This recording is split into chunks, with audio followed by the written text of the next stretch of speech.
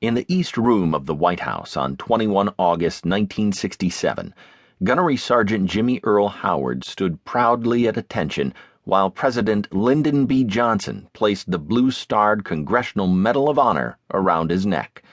He was the 6th U.S. Marine to win the nation's highest award for valor during the Vietnam War. President Johnson praised Howard as a professional Marine who was typical of the men who endure the savage heat of battle abroad so that their countrymen may walk in peace here at home.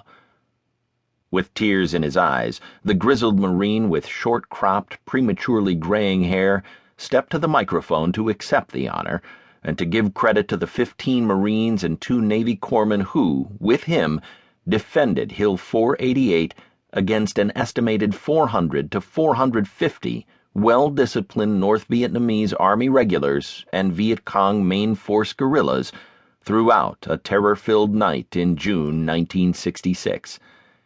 He began to speak in a hesitant voice. "I don't know how to speak, gentlemen," he said, "but I want to say in all sincerity—" His voice wavered and broke.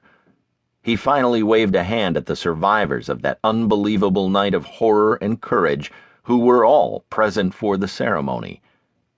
"That's the guys who did it right there." The medal belonged as much to them, he said, as to himself. He took the president by the hand and personally introduced him to each man who lived through that most improbable battle of modern warfare. The defense of Hill 488, also called Nuy Vu Hill, was certainly about individual courage. Men like Howard endured the bitter winter at Valley Forge, stormed the Normandy beaches, fought alongside John F. Kennedy in the Pacific. They faced aggression on the frozen hills of Korea and manned lonely fire bases in Vietnam. But Hill 488 was also something more than individual courage. If the action had centered around only the one man, it might have been considered a unique incident of exceptional bravery by an exceptional man.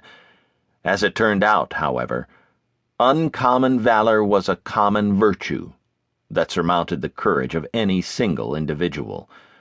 That phrase is inscribed on the U.S. Marine Corps War Memorial in Arlington, Virginia, spoken by Admiral Chester Nimitz to describe the heroism of those who fought on Iwo Jima during World War II.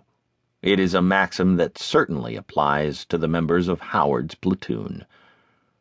1st Platoon of Charlie Company, 1st Reconnaissance Battalion, 1st Marine Division became the most highly decorated unit of its size in the entire history of the United States military. Decorations included the Medal of Honor, 4 Navy Crosses, the nation's 2nd highest award for valor, 13 Silver Stars, the 3rd highest valor awards, and 18 Purple Hearts. Every man on the hill was either killed or wounded.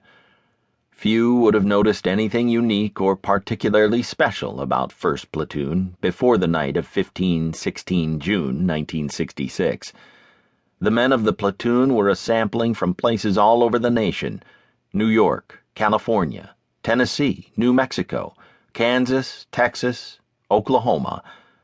Even though they had been selected and trained for reconnaissance, and 4 were trained snipers, they were in most respects typical American young men, most of whom were recently still in high school.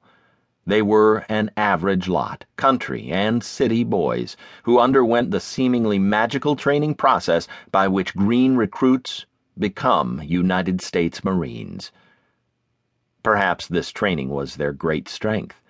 It allowed them to rise above normal expectations to fight one of the truly great stands in all of history.